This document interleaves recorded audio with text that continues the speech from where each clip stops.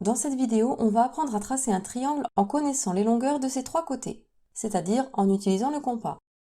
Je vais commencer par vous donner la méthode pour tracer le triangle ABC tel que AB égale 7 cm, AC égale 4 cm et BC égale 5 cm. Et après, on fera le tracé ensemble. Tout d'abord, bien sûr, on commencera par faire un schéma à main levée. Une fois que ce sera fait, on trace le plus grand segment. Ici, c'est le segment AB de longueur 7 cm. Ce n'est pas obligatoire de commencer par le plus grand segment, mais moi je vous le recommande, comme ça le triangle prendra moins de place en hauteur et surtout ce sera plus simple pour le compas après. Vous verrez. Une fois que le segment AB est tracé, on n'a plus qu'à placer le point C. Pour ça, on est obligé de prendre le compas. On sait que AC c'est égal à 4 cm.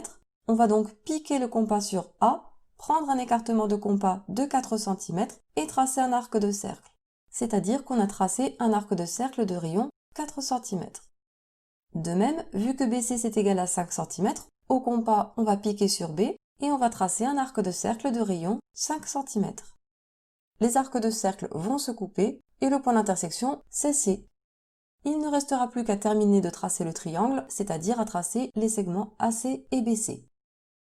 Et ça y est, on va pouvoir passer au tracé. Avant ça, on fait le schéma à main levée, je l'ai déjà préparé, le voici. Ensuite, on prend la règle, on trace le plus grand côté, ici AB 7 cm. On le trace bien sûr au crayon de papier, surtout pas au stylo, parce qu'on veut pouvoir gommer si on s'est trompé. Donc soit le crayon de papier, soit le critérium, rien d'autre. Même pas le stylo qui se gomme parce que c'est pas propre du tout. Avant d'enlever la règle, je mets bien un tiret à 0 et un tiret à 7 pour être bien précis. Avant de poursuivre la figure, je mets tout de suite le nom des extrémités du segment, ici c'est A et B. N'attendez pas la fin de la figure pour mettre le nom des points, surtout pour ceux qui ne font pas de schéma à main levée, parce que quand vous attendez la fin de la figure, vous avez tendance à mettre le nom des points n'importe où, et votre figure qui aurait pu être correcte devient totalement fausse. Donc, je mets tout de suite le nom de mes points. J'insiste sur le fait qu'avant d'enlever la règle, il faut mettre des tirets à 0 et à 7, je vous montre pourquoi. Quand on trace un trait à la règle, surtout s'il est long, on a tendance à s'enflammer un petit peu et à lever le crayon trop tard. Du coup, au lieu de mesurer 7 cm, le segment il mesure 7,1, 7,2, voire même 7,3 cm pour certains. Pour éviter ce souci-là, je mets un tiret à 0 et à 7 avant d'enlever la règle. Et comme ça, vous voyez, le segment au départ, je l'avais fait un peu trop long, mais comme j'ai mis mes tirets, c'est pas grave, maintenant je sais où je piquerai mon compas pour être précise. On revient à notre figure, il nous reste à placer le point C. Pour ça, on prend le compas.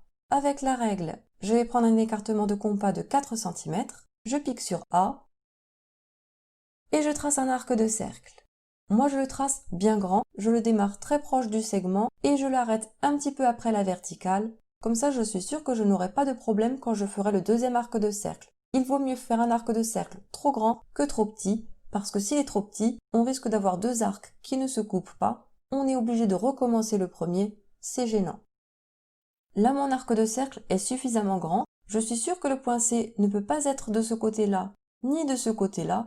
Il est forcément dans la région entre A et B, parce que j'ai commencé par tracer le plus grand côté. C'est pour ça que je vous dis toujours de tracer le plus grand côté en premier.